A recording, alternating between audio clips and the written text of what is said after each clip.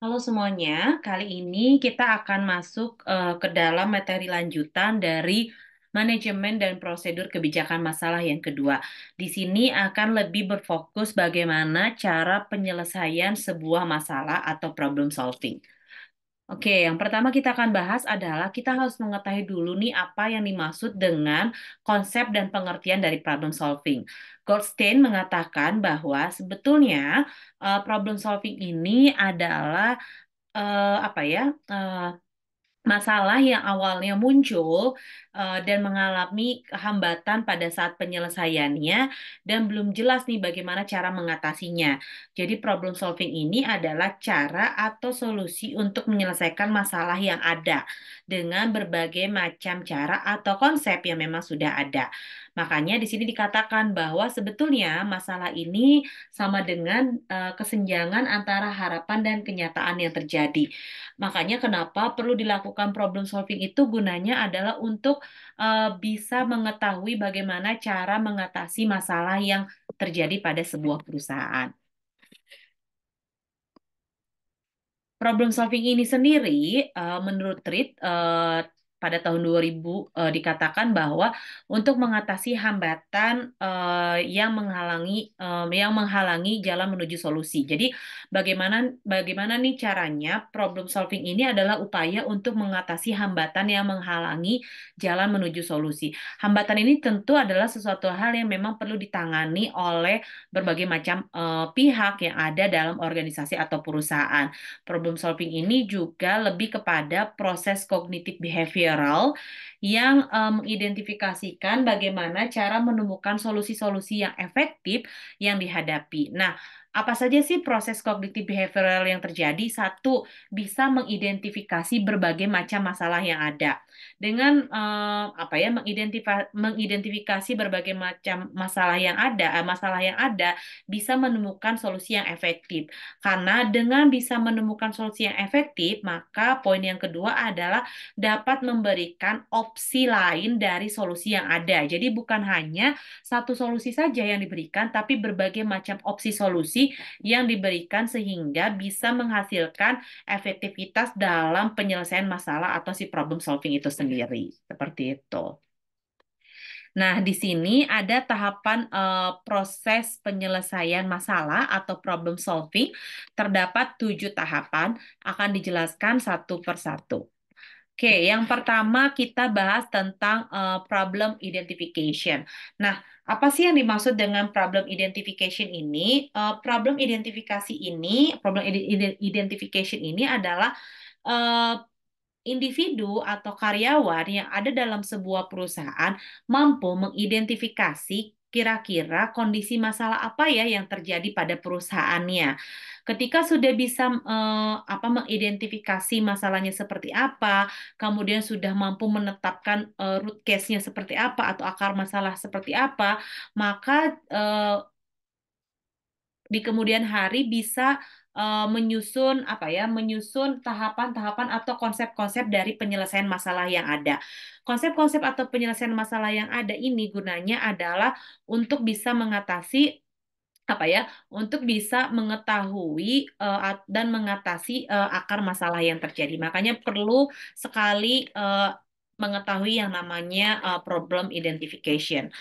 Selain problem identification, selanjutnya adalah eh, mampu mendefinisikan sebuah masalah yang ada. Kita sudah bisa mengidentifikasi masalahnya ini karena apa, disebabkan oleh apa. Contoh misalnya, oke, kita mengalami penurunan penjualan produk di perusahaan.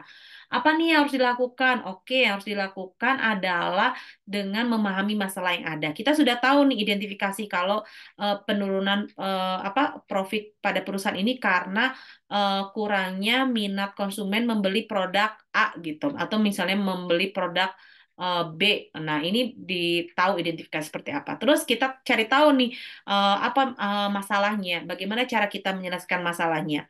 Dalam menyelesaikan masalah, kita juga bisa dipahami dengan jelas gitu. Definisi masalah ini apakah masalah termasuk masalah skala besar, skala menengah, atau skala kecil.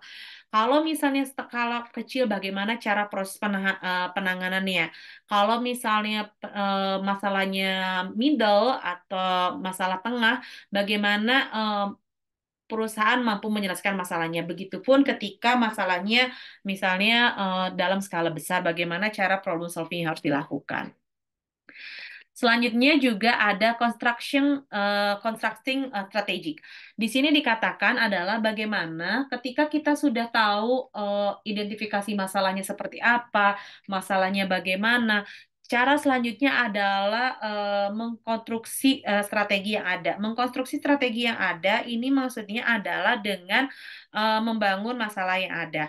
Membangun masalah yang ada ini adalah tentu untuk menyelesaikan masalah dengan cara menganalisisnya. Kenapa sih perlu dilakukan analisis? Kalau misalnya masalahnya tidak dianalisis, tidak disusun strateginya seperti apa, maka problem solving yang diimplementasikan atau digunakan juga jadi tidak efektif gitu. Kenapa menjadi tidak efektif ya? Karena tidak ada yang namanya constructing strategi tersebut gitu. Jadi harus dikonstruk dengan cukup jelas kira-kira seperti apa masalah yang ingin diselesaikan seperti itu.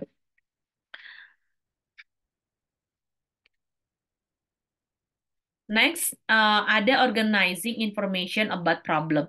Jadi di sini perlu dijelaskan bagaimana eh, sebuah perusahaan atau kita dalam melakukan problem solving itu mengumpulkan dulu informasi-informasi masalah-masalahnya. Makanya penting yang namanya pengarsipan. Penting yang namanya pengarsipan. Kenapa? Penting karena bisa kita melihat apakah kasus ini pernah terjadi di eh, aktivitas sebelum-sebelumnya atau di tahun-tahun sebelumnya atau tidak. Makanya kenapa menyusun informasi itu baik dari informasi yang ada di kantor, informasi di media dan informasi-informasi lainnya kemudian dikombin untuk bisa membantu menyelesaikan permasalahan yang efektif di kemudian hari. Seperti itu. Nah, kemudian ada allocation of research. Allocation of research ini lebih kepada memperhitungkan berbagai bentuk sumber daya untuk dapat digunakan dan membantu penyelesaian masalahnya. Nah, biasanya allocation of research itu beda-beda gitu ya. Ada misalnya berdasarkan sumber daya waktu, tenaga, energi, biaya, dan peralatan. Tergantung alokasi mana yang ingin dicapai gitu. Apakah yang ingin dicapai itu adalah masalah waktu, tenaga, biaya atau apa ya? Atau tempat gitu. Jadi perlu jelas ketika kita ingin ada menyelesaikan masalah, masalah itu apakah justru akan memakan waktu yang banyak, memakan energi yang banyak, tenaga, biaya dan lain sebagainya. Ini perlu diperhatikan, diperhitungkan. Makanya kenapa ketika kita sudah mengkonstruksi strategi yang ada, kita sudah bisa mengalokasikan bagaimana proses penyelesaiannya, siapa saja yang akan membantu menyelesaikan masalah tersebut dan berapa waktu yang harus dihabiskan dalam penyelesaian masalah tersebut seperti itu. Selanjutnya, ketika kita sudah tahu pengalokasiannya seperti apa, maka perlu dilakukan yang namanya monitoring problem solving. Nah, dilakukan yang namanya monitoring ini adalah untuk memantau kira-kira apakah penyelesaian masalah ini sudah sesuai atau belum dengan strategi yang sudah dilakukan. Karena kenapa? Kalau misalnya penyelesaian masalahnya dianggap tidak efektif atau belum efektif, maka penyelesaian juga tidak akan selesai. Penting rasanya monitoring ini memang digunakan untuk apa ya?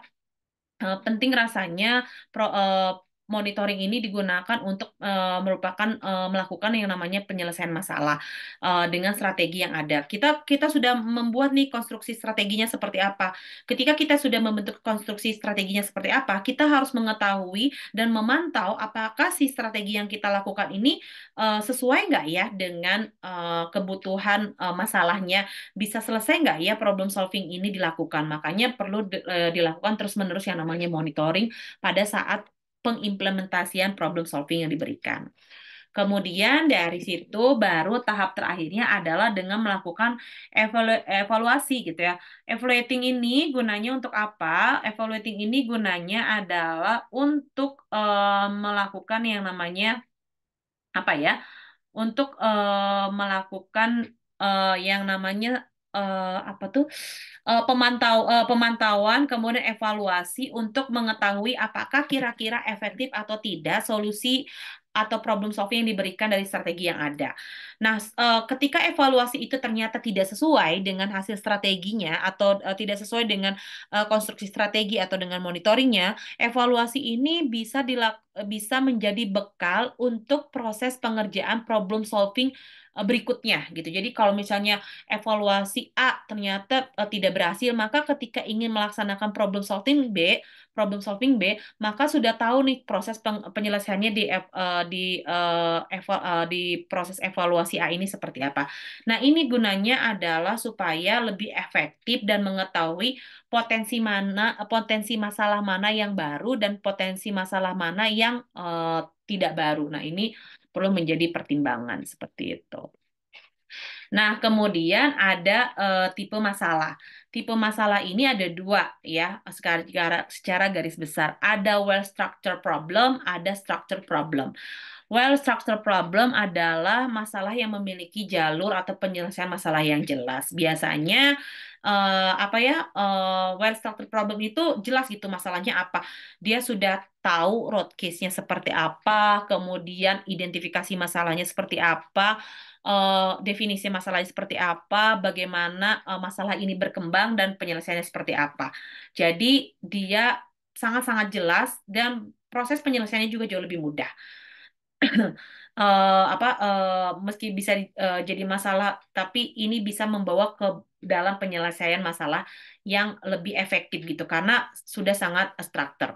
Nah, kalau yang di sini yang kedua adalah structure problem. Kalau structure problem itu merupakan masalah yang mempunyai jalur atau path yang kurang jelas dan menyulitkan orang untuk melakukan problem solving. Sudah tahu nih masalahnya, tapi masih bingung untuk proses penyelesaiannya seperti apa, programnya seperti apa, dan lain sebagainya. Makanya kenapa dalam tipe masalah ini, kalau misalnya dia menggunakan well structure problem, maka itu akan memudahkan untuk melakukan problem solving. Tapi kalau misalnya structure problem, itu secara tidak langsung akan menyulitkan seseorang untuk melakukan problem solving. Kenapa? Karena dia tidak bisa mengidentifikasi masalahnya dengan cukup jelas. Akar masalahnya itu apa ya? Poin-poin apa saja yang menjadi masalah dan poin-poin apa saja yang harus diselesaikan. Nah, ini masih mengalami ketidaksesuaian. Makanya kenapa well structure problem itu dianggap jauh lebih mudah dibandingkan structure problem untuk problem solvingnya.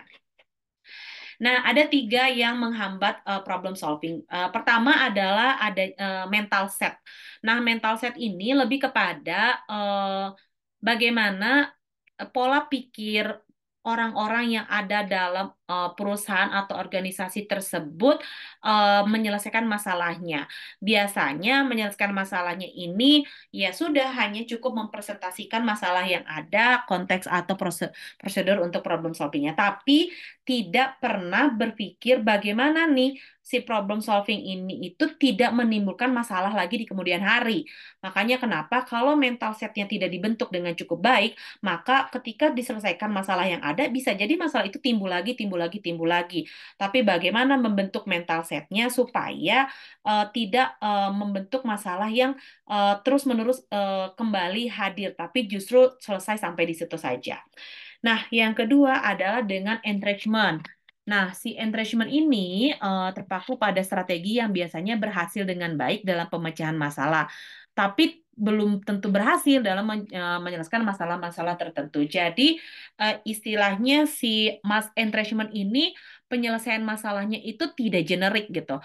Generik itu artinya umum. Jadi, kalau misalnya problem solvingnya tidak dibuat kalau tidak dibuat secara umum, maka itu tidak bisa diimplementasikan di berbagai macam lini masalah. Makanya kenapa dalam pembuatan problem solving perlu juga yang dilakukan yang namanya generic problem solving. Generic problem solving adalah penyelesaian masalah secara umum. Entrenchment ini adalah masalah-masalah khusus yang butuh penanganan, butuh pemikiran yang lebih luas, kemudian butuh hal-hal yang justru menjadi satu pertimbangan supaya mendapatkan apa ya hasil yang maksimal pada saat problem solvingnya. Nah, yang ketiga adalah functional fitness. Di sini adalah biasanya ketidakmampuan orang-orang yang ada dalam organisasi tersebut dalam melakukan usaha problem solvingnya. Biasanya adalah guna untuk mencapai apa ya keputusan-keputusan atau untuk mencapai hal-hal yang memang apa ya yang memang ingin dicapai. Hal ini biasanya dipengaruhi oleh apa ya? Hal ini itu biasanya dipengaruhi untuk orang-orang yang ya udahlah, yang penting masalahnya selesai hari ini. Kalau misalnya nanti ada masalah di kemudian hari terserah. Nah, ini yang salah. Fitness ini lebih kepada bagaimana dapat apa ya, dapat menyelesaikan masalah tapi dengan tujuan-tujuan yang lain. Karena kalau dia memiliki functional fitness-nya ini adalah orang-orang yang dia nggak mampu untuk melihat sesuatu ini seperti apa. Jadi kalau ada masalah ya udah diabaikan aja gitu dan dia tidak bisa mencapai tujuan-tujuan lainnya. Nah, ini yang cukup berbahaya sehingga nanti problem solving yang ingin dicapai itu tidak bisa tercapai karena dia menganggap dirinya atau apa orang ini yang ada dalam perusahaan ini menganggap bahwa dia tidak bisa menyelesaikan masalah dengan cukup baik. Nah, ini yang perlu diperhatikan supaya tidak menghambat problem solving itu sendiri. Sip, materinya sudah selesai. Kalau ada yang ingin ditanyakan, nanti bisa tanyakan di ruang kelas. Terima kasih.